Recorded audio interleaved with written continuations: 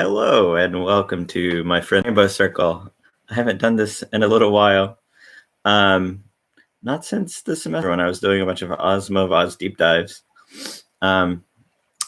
Quarantine weirdly seems like it would be a perfect time to shoot videos like this, but it isn't, strangely enough. I don't know why.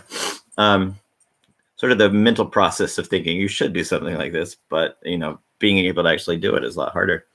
But in case you're just joining us, the idea is that my friend the Rainbow Circle, I talk about how stories work, just generally, or how any sort of art works. Today I'm talking about two things that really aren't stories necessarily, but I do take an interest in looking at artworks and looking at how they parallel with fiction writing, which is what I'm interested in storytelling, and how they work the same. I mean, I've talked about how meditation on Rothko paintings helped me better understand fiction writing, because if you start with a basic premise, can you understand how a Rothko painting works the same way you understand how a story works?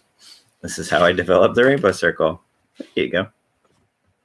So I was going to talk about two things that aren't obviously story-based. One of them is the music of Will Oldham, who records under, my animals are chasing each other, a bunch of different names: Bonnie Prince Billy, Palace Music, Palace Brothers. He has a couple of different performance names. Another one is a set of plays that I watched recently on YouTube by Lisa Fagan. Red Carrots and Catches No Flies, I think, are the two titles. And they reminded me of one of my favorite writers of all time, Eugene Ionesco. But Eugene Ionesco, as much as I love him and reference him as just a source of my understanding of how all art works, period, he's been written about so much, and the absurdists have been written about, quote unquote, have been written about so much. They're sort of under this layer of theory and criticism that it's kind of hard to dig them out of. So Lisa Fagan is doing something much more recently, I think, that's in a similar vein to something like The Bald Soprano, which I've done a video on The Bald Soprano before. And so it's a good one to talk about. It's kind of fresh on my mind.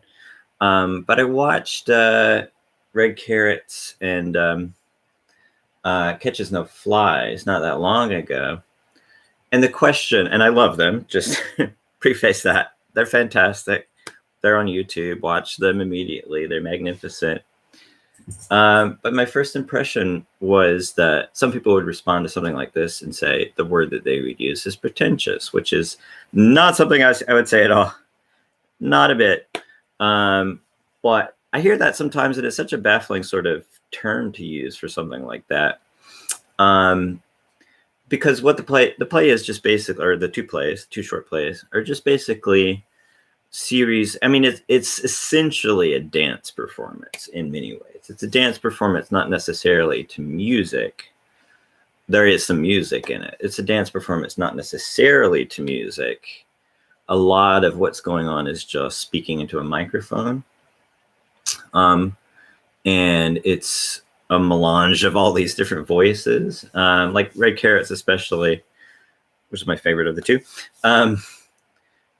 starts off, sort of like with The Bald Soprano, where superficially it's kind of just these greetings that they're sort of overlapping each other, and it's sort of a conversation with no real content, but the way that they're overlapping each other has this sort of aggressive quality to it. And they're dancing and they're doing these different movements, and it sort of elevates to the degree that it's really, really viscerally kind of scary almost. But then it shifts into something else, and then it shifts into something else. And I think it was just fantastically done. I have art and an Arto up here, and an Arto would love it. But then, people would use, the meditation that I have, sort of like, how does Rothko work the same way as a piece of fiction? Meditation that I had was, why would somebody, experimental theater especially is a target of that. You see satires of experimental theater, like I was trying to find experimental theater, and mostly what I found on YouTube was satire of it, like an Saturday Night Live and that sort of thing.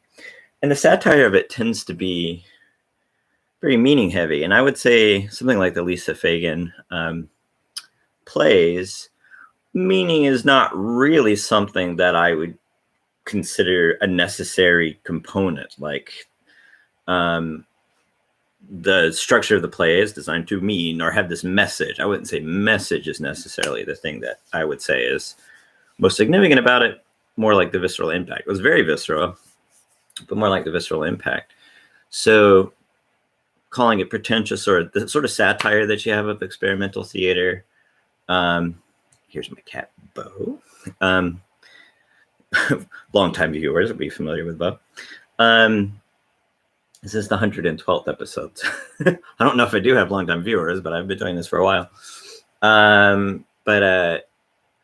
But yeah, the term pretentious, I would say, is such an odd word to use for something like that, because what does it mean? It means it's of elevated intellect. And a lot of the satire tends to focus on things like overt meaning, like here's this message that, here's this message that this has. This is an environmental piece or what have you.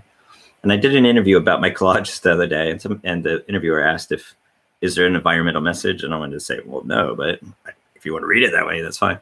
But yeah, meaning and message, I would say, were really secondary to something like that. It's just this intensely visceral sort of a piece. And but I just still meditated on why people fixate on that as a terminology for experimental theater, especially, and why they fixate on, and the point of satire tends to be the message. That's sort of a weird mismatch. Somebody who deeply enjoys it, like myself, that's not the sort of thing that I enjoy necessarily. But then I thought about just to answer that. I mean, it's a difficult question to answer. But as an answer to that, I was thinking about Will Oldham. It seems like a weird mix. I was thinking about Will Oldham because today's my brother's birthday. My brother introduced me to lots and lots of underground music, or independent music. I guess underground is not the right word for it, but independent music. Not necessarily popular music, like the Palace Brothers. And he introduced me to a lot of it, but because of cognitive ease is something I'm interested in talking about. And I think the answer to the pretentiousness thing is about post-rationalizations based on cognitive ease. So you see something that you think you should be understanding and you don't understand it, you apply, for the sake of cognitive ease, you apply these post-rationalizations. Another permutation of another issue with post-rationalization and cognitive ease is that, you get a lot of information about a particular genre. You tend to sort of boil it down to a smaller number of examples. So he introduced me to tons and tons of music, and I sort of just boiled it down to a couple of representative examples, including Palace music. He has this very, very broad range of knowledge about independent music, experimental music, all that kind of stuff that I just don't have. He's a music nerd. I'm not a music nerd. I appreciate a lot of what he introduced me to, but I don't have the sort of focus or breadth of knowledge that he does by any, not nearly as much. That tends to be with comic books. Not cool at all. Music, very cool. Comic books. Here's my guide that I read from beginning to end. And wrestling and things like that. Things that are definitely not very cool at all. But yeah, so I mean, just for the sake of cognitive ease, I sort of boiled it down to just a handful of these representative bands, including Will Oldham's various bands. But it worked. His lyrics really work the same way as an experimental play, like Lisa Fagan's, or like Bald Sopranos, something like that, where it's not necessarily a story, as I said. It has some of those core basic components that a story has, that stimulation of visceral experience, the connection to a character. They have characters, arguably. When it comes to performances, especially in a musical performance or experimental theatrical performance, Um, the characters kind of just come automatically just from the performer himself, herself. The Lisa Fagan plays I saw, that it was all female performers. It was Red Carrots had 4 female performers. Catches more flies. I think that's the name. It didn't really make a lot of sense, so it's not like a logical name, which is totally okay. I love it. I had 3 performers, including Lisa Fagan herself. But the performer is naturally going to have some sort of connection. And I think that's the most effective way to really boil it down to a particular bit of advice. There's not really a systematizable way to force a connection. A lot of it is really just purely your opinion. It's going to be on a subconscious level, something like a Lisa Fagan play or Will Oldham song. It's not going to be for everybody, and that's entirely fine. It's just there's an irrational, visceral level where you hear Will Oldham's voice. All of these irrational components, when within his voice, might make a connection with you. You see, the physicality of the performance of a Lisa Fagan play. On the purely irrational level, it's going to make these different connections to you, and you're either going to connect with them or you're not, and that's entirely fine. But the systematizable advice that I would make is that advancement in any sort of art form comes with focused practice. I do want to, if I had my way, I would eliminate the whole false notion of good and bad being some sort of universal. So good and bad is really just purely, I dislike. I like the music of Will Oldham. I like the plays of Lisa Fagan. What do I like about him? How do you really teach that? How do you really systematize that? You don't really teach it. It's a practice. You have 10,000 hours of focused practice, and that's how you are able to access these subconscious forces that are, give you the ability to transmit that sort of feeling to someone else. And I think I have that much more ingrained because of my experience in the theater. That's the sort of thing you do as an actor. There's no universal good or bad as an actor, but there's the ability to access those subconscious forces through intense focused practice. So you're able to strip away all of the different layers, as Arto would recommend, and boil it down to the most intense, visceral level in order to transmit that sort of feeling to, the viewer and what have you. So you have that connection to a character, whether or not the performer himself or herself is the character. You have that sort of connection that's able to transmit that sort of feeling to you. Let me see if I can pull up these lyrics. But if you listen to Will Oldham lyrics, or Will Oldham's just a great example. But if you listen to any sort of lyrics of a performer who's not telling a straightforward story necessarily, it sort of works the same way, where you have these, you have this shift from, it's parataxis, level 2, parataxis. You have a shift from something that you're able to conceive of to something that's not directly connected to it, and creates this visceral stimulation through this disconnection. You have the juxtaposition of two things that, putting them together, creates this visceral stimulation. And I would say, these two examples are really on these first 2 levels. The first level is really pure visceral stimulation, that pure irrational visceral stimulation. The second level is a step away from it, but it creates, enhances the visceral stimulation through juxtaposition of relatively subjective, relatively objective. It's still really intensely subjective, but relatively objective, relatively subjective. So you have that sort of juxtaposition, sort of lure like with the example from Red Carrots, you sort of lure the viewer into thinking that there's some sort of pattern, but then you enhance the stimulation from upping the sort of danger of it. You have this, it starts off with this sort of dance pattern, and then it ramps up and ramps up. Then it shifts entirely to something else, a different sort of dance pattern. Even though it's not music, it's, it's voice. I mean, there is some music. It's not purely just music. It is just somebody's voice talking. And it starts to, I mean, there's not directly stated characters. There is every once in a while, someone will say something, say a name or something like that, that gives you sort of a different texture of, a connection to a character. And that sort of enhances it in a different way. So it's a series of these juxtapositions luring you into this pattern and then shifting it in order to enhance the stimulation. And Will Oldham songs do a similar sort of thing. But one of the points I wanted to make, my father, today's my brother's birthday. He introduced me to Will Oldham. 2 days from now is the anniversary of my father's death. He died very close to my brother's birthday. But he used to always talk about music where he said he liked music where you can understand the lyrics. So you can imagine if, let's say my father was a music critic and he said, this is a bad song because I can't understand the lyrics. Well, that's a false universal. That's a post-rationalization. That's saying, I hear this song, I don't like it. You don't like it for irrational gut level reasons. But the reason I don't like it is because I don't understand the lyrics.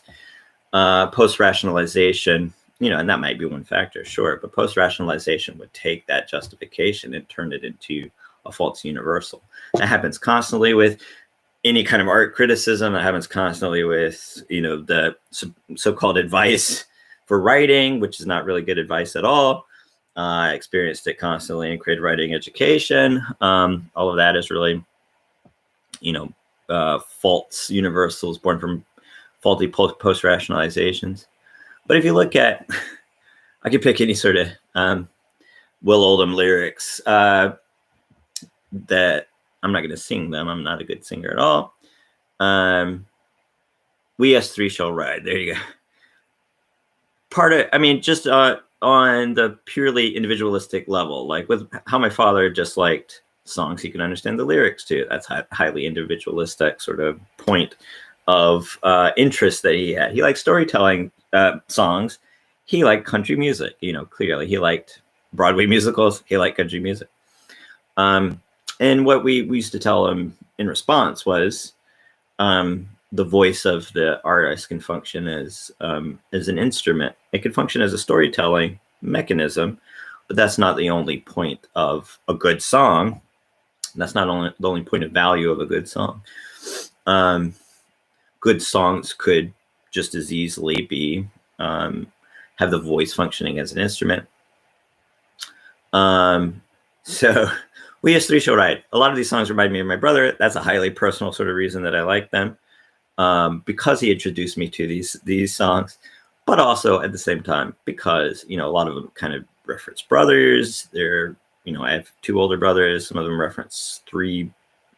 We Us Three, there, for example.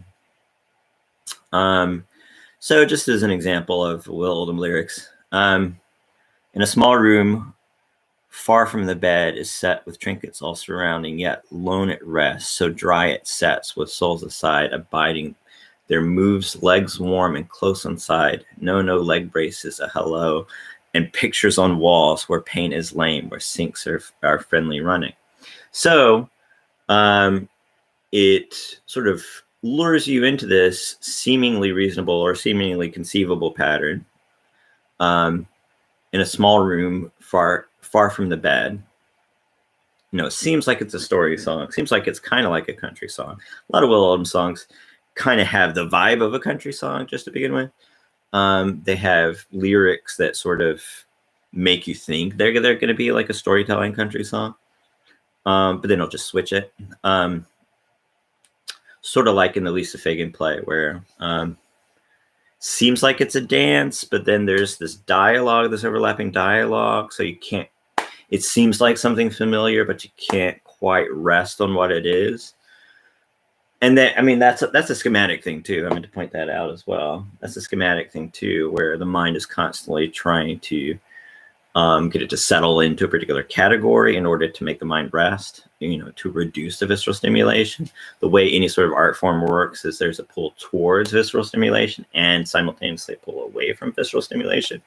So trying to, looking at something like, that first lyric, you would say, that seems like it's a storytelling song. It seems like he's setting a setting for a storytelling song, like a country song. But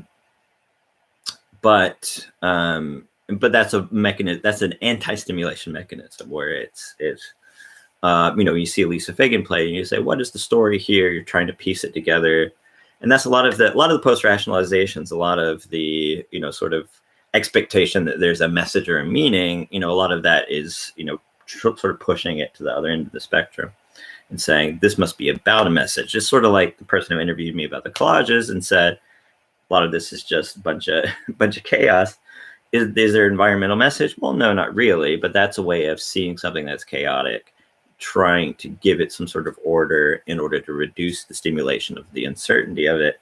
It's not a necessary component. You could certainly have that in any sort of art piece. That is not a flaw in an art piece if it has that, but it's just secondary. It's an effect, not necessary. You can have a perfectly beautiful, wonderful art piece without that. So one step towards the destimulation is that third level, the schematic level.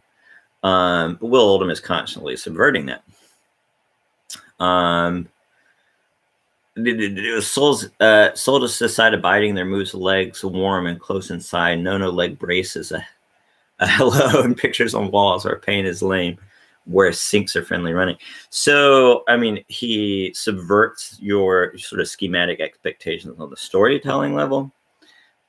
He subverts your schematic expectations on the basic language level. I mean, a lot of great poetry will do that, where it will take your expectations of language structure, flip them around with catachresis, one of my favorite poetic techniques, catachresis. He uses a little bit of catachresis there, where sinks are friendly running, pictures on walls where pain is lame, where sinks are friendly running. What does that mean? I would say irrelevant. You can find meaning in it. That's perfectly fine. But I would say the thing not to really get caught up in is what that means. And you also have to keep in mind with a song, there's so many other factors. There's Will Oldham's voice, there's the guitar, there's all the different instruments. I don't know music well enough to to really remember what instruments he uses here. Guitar at least. I think there's a drum, but I can't really remember. But then there are these little spikes. So he's spiking the visceral stimulation by luring you into this expectations and subverting it. Then he'll spike it in these really concrete images. No leg braces. Leg braces is a really intense sort of visceral image. No leg braces, a hello. A bit of catachresis there. Parataxis. It's not quite clear how those parts really fit together. But then that reflects the next line. Reflect metal cast. My toe has long been swollen. My knees are blue. My eyes are too. So there's some sort of injury going on. That's very viscerally stimulating sort of imagery. Physical harm happening to someone. My knees are blue, and blue it's a surreal dislocation, certainly, to call a knee blue, but it's dislocation works because it's things that don't naturally belong together. You have that shift in schematic expectations by luring you into an expectation that a song is going to be about a particular thing, and you shift that. Surreal dislocation is putting things together that don't belong together in the waking world. But I don't think that quite qualifies for that, because an injured knee can be blue. So we're talking about some sort of injury right there. So a very viscerally stimulating sort of injury imagery mixed with eyes being blue. Grants have blue eyes. We have very pretty eyes. Hello there. One of our few assets. All the Grants are beautiful. But yeah, we have beautiful blue eyes. My love has not forgotten. Will come. Oh, he will come. Make me have a baby. Then I foresee we all us three will ride and all together. So, that's another just brilliant, fascinating sort of schematic disruption right there. Because he's a male, we take for granted the speaker is male. He subverts that by saying, he will have a baby. This is a PG stream, so I'm not going to talk about the less than PG sort of implications of the line. So you can certainly think about the less than PG or more than PG, however that works. PG-13, R-rated sort of implications of the lines. I'm not going to go into detail about those personally, but the whole idea that he has this injury, or he or she, I mean, it sort of flips around your expectations about who the speaker is. Could be anywhere on the spectrum there. But but that's your natural sort of expectation. If you hear a male singer, the speaker in the song must be male. Flips that around entirely. The speaker, she presumably is going to have a baby, and then the three of them, the man who comes in, the female speaker, and the baby will ride. I know the three reminds me of my three brothers. It's entirely not that in the song, but just the title certainly reminds me. I think I analyzed this song for a writing class when I was in maybe my freshman year of college. I think I analyzed this particular song. Probably in a very different way if I was a freshman in college. The Hills Have Eyes. And The Hills Have Eyes is just one of those things, that's an interesting multi-layered sort of parataxis, because I'm a huge horror fan. So, of course, The Hills Have Eyes, that reminds me of the film The Hills Have Eyes. But if you've never seen that movie, heard of that movie, that can be surreal parataxis. Hills don't have eyes in the waking world. That could be a reference to some sort of paranoia. It's a rich image on so many different levels. It's a rich image. Hills have eyes, their trees have lives, disjointed like a hero. No saga told, no things unfold to make the ride much finer. Link is fine, his hand in mine. Does someone hear our chatter? Lovers laugh, a bleeding calf, a dog out in the harbor.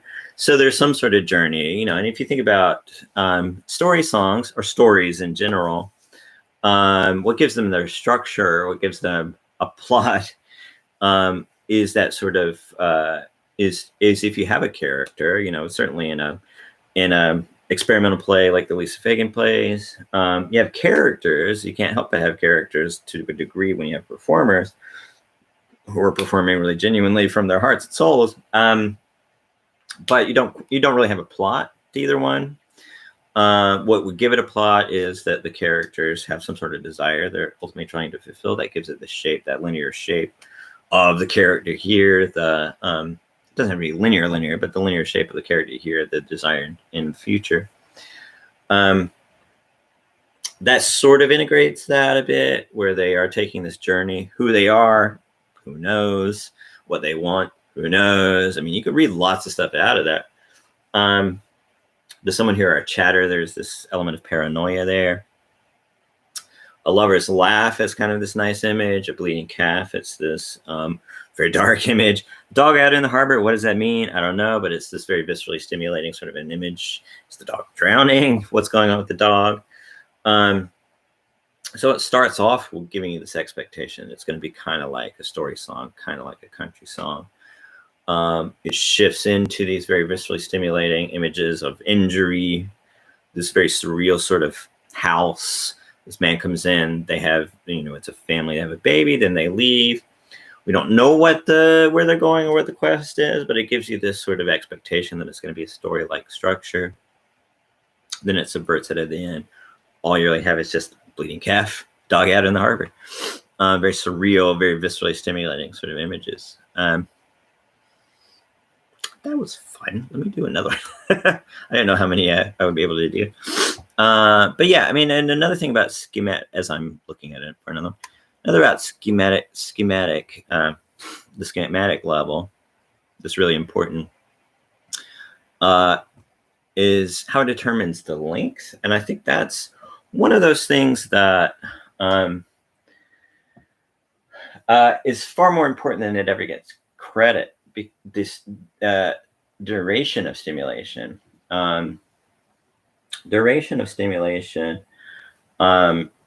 I think is a far more significant factor than a lot of other factors that are really integrated into discussions of art. It's underrated, but I think it's very, very important. And it's a schematic issue. It's a level 3, 2, 3, if I can do this in mirrored form.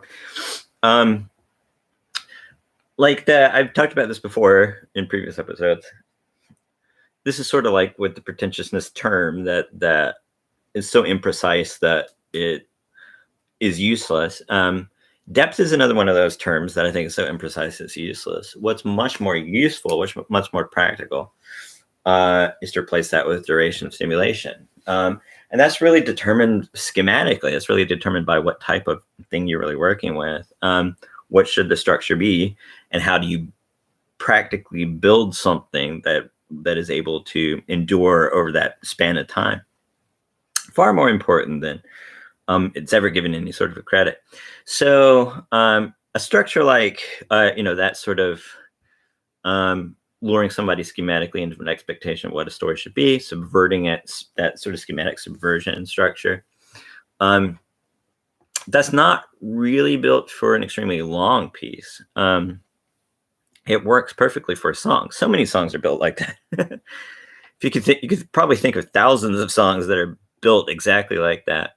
Not as many plays built like that. Certainly experimental plays like Bald Soprano are built like that.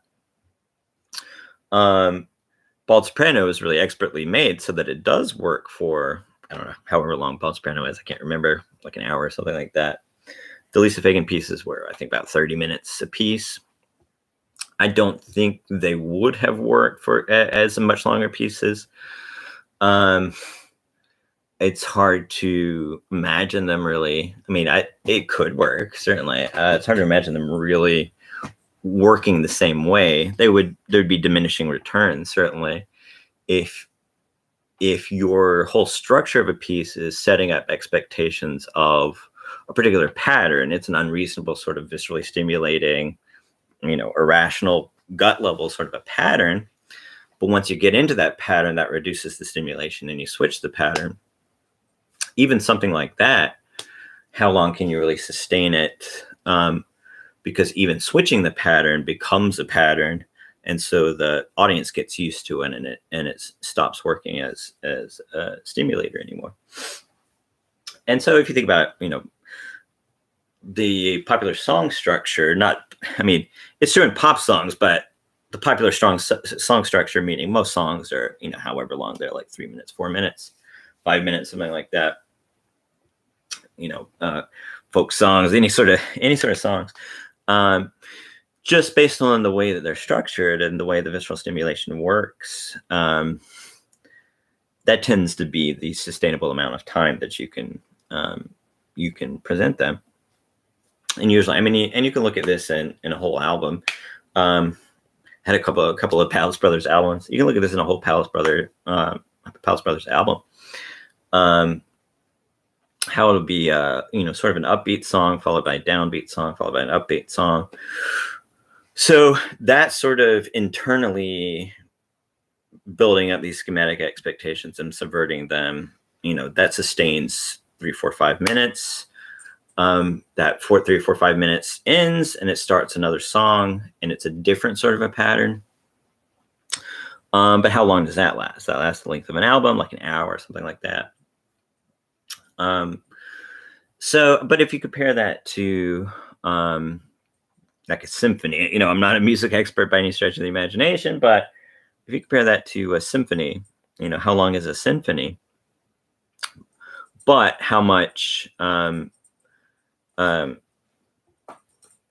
complexity is there in the structure? So that I don't know enough about symphonies to really read them properly with my ears, but how much complexity is in a symphony that keeps you really interested, takes that sort of theme and variation pattern and subverts it to keep you interested for however long a symphony is, an hour, I don't know. As I said, not a music expert. So pop song, relatively simple structure. Most, songs these days, with the exception of Bob Dylan or something like that. And Bob Dylan is able to do longer songs because he so expertly uses things like surreal parataxis, surreal dislocation parataxis.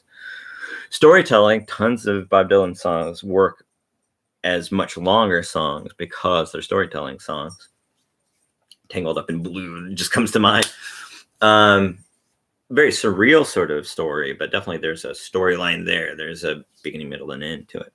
And if you think of dance, I mean, a lot of the Lisa Fagan stuff is very, very, very similar to just a dance performance. So if you said, what is the genre of this thing that I'm watching? You know, it's hard to say. Is it a play? Is it a dance?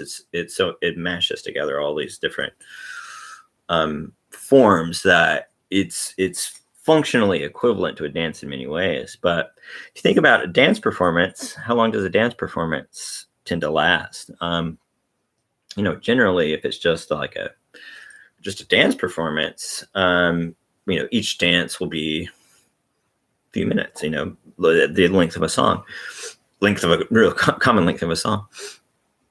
Then it'll turn into a, you know, it'll switch like an album. It'll switch to a different type of song, a different set of dance or something like that.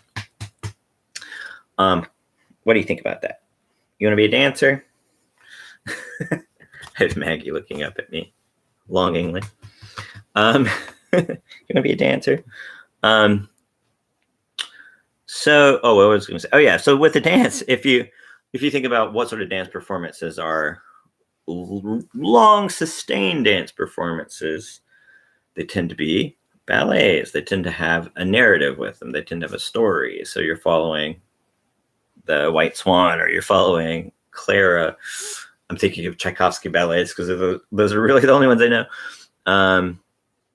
But you're following a narrative. You're following a character who has this desire, and in order to sustain that length, the most potent sort of stimulation for a longer piece is having a desire, having a unfulfilled desire.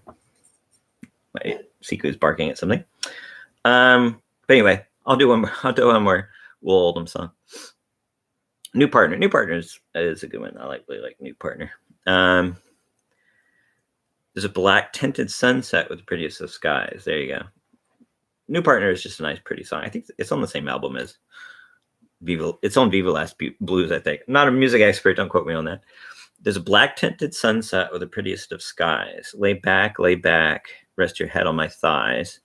There's some awful action that just breathes. But that's hard to say. Breathes from my hand, just breaths from a deed so exquisitely grand. So if you notice sort of the switching just constantly there. There's a black tinted sunset. That's just a beautiful image right there, with the prettiest of skies. It's black tinted, and maybe it's just simple like night's coming on, but you know that sort of element where it seems like it's just a pretty love song. It's not just a pretty love song. It's a black tinted sunset. Lay back, rest your head on my thighs. I mean, it's stuff like that. It's pretty straightforward sort of love song stuff. And then he switches it. There's some awful action. And it's really vague and abstract. Abstract and concrete is another set of terms that is really imprecise and impractical the way it's used. But some awful action, that's really effective sort of abstract. Because a lot of the beginning is really concrete. It switches into this abstract idea. Doesn't explain what it is, and he doesn't have to explain what it is. It's perfectly fine. There's some awful action that just breathes from my hand, just breaths from a deed so exquisitely grand. So it's an awful action and exquisitely grand action, I guess. That's a contradiction. But it's that potent sort of visceral stimulation. What does it mean? Read it however you want to. You were always on my mind. That's it's a nice hook. That's kind of like a pop song. It's a nice, pretty hook. You were always on my mind. You keep saying that over and over again. It's like a classic sort of pop hook. Well, I would not have moved if I knew you were here. Some special action with motives unclear. Now you'll haunt me till I've paid for what I've done. It's a payment which precludes the having of fun. So constantly switching back and forth. Something kind of mundane and vague, like it would not have moved if I knew you were here. It's a special action with motives unclear. So if you think, he's being kind of vague in his description, you might say that's accidental, but, with motives unclear, it's pretty clear that, to me, that he's purposely vague right there. You'll haunt me, you'll haunt me. So it's you're always on my mind. Seems like kind of a sweet thing, but you'll haunt me sort of switches up that idea. I've got a new partner writing with me. All of a sudden, I mean, he has a lot of these sort of cowboy-like songs. Who is this new partner? Is it? He makes a lot of cowboy references. I have a new partner writing with me. There's another repetition.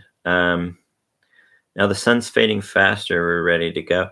So I mean, this one was sort of on my mind because I'm writing a story about working in the hills and sun going down and stuff like that. So this song is always on my mind. So that sort of line, is sort of a perfect soundtrack. When I become super famous for my novel, Murder Birds, and you want a good soundtrack for it, Will Oldham is a perfect soundtrack for my novel, Murder Birds, which I'm editing right now. We're ready to go. There's a skirt in the bedroom that's pleasantly low. That has nothing to do with Murder Birds, so just ignore that one. But again, it's a PG-13 rated set of songs. So just, interpret that how you will. And the loons on the moor, which, I loved sounds of words. There's Bo right behind me. I love sounds of words. Dr. Seuss is one of my favorite writers of all time. So the musicality of words, the loons on the moor are just a beautiful sounding. I mean, and that you can't underestimate just that basic, irrational, visceral level of stimulation, just the sound of words together.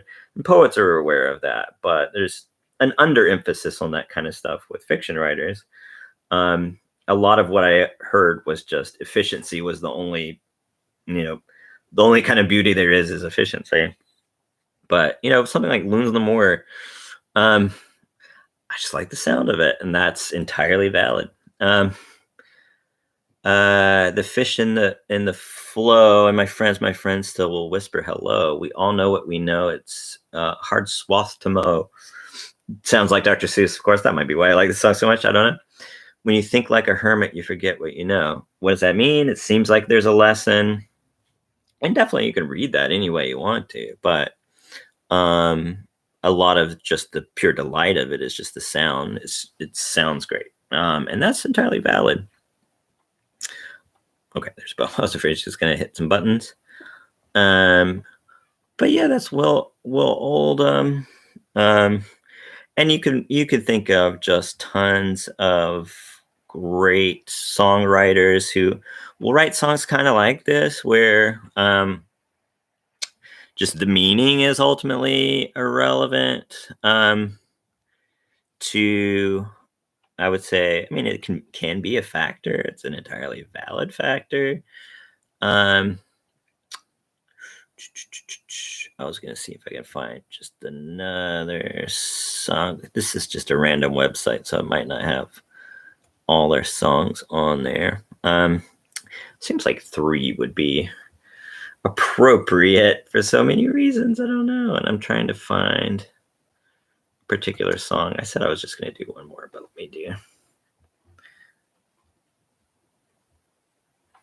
me do just one more. Really, I have 15 minutes left on my battery. Let me just do one just real quick then. There's one called Writing. I think Writing might be my favorite Will Oldham song. It's also named Bonnie Prince Billy. I had a friend named William Seward Bonnie, who I visited a year ago. So this is kind of appropriate too. Where are you going, writing boy? I'm going to write out to see you. So it's a pattern like a lot of songs.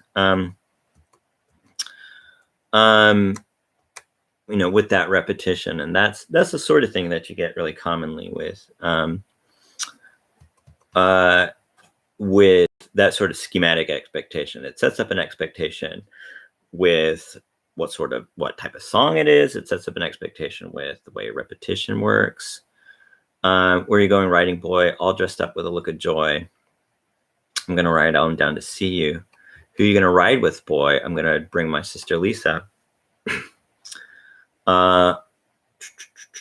Because I love my sister Lisa. I love my sister Lisa most of all. Don't you know that sinful boy? God is what you make of him. Don't you know that sinful boy? God is what you make of him. So that there's that call and response structure. It's a very, very common structure in songs.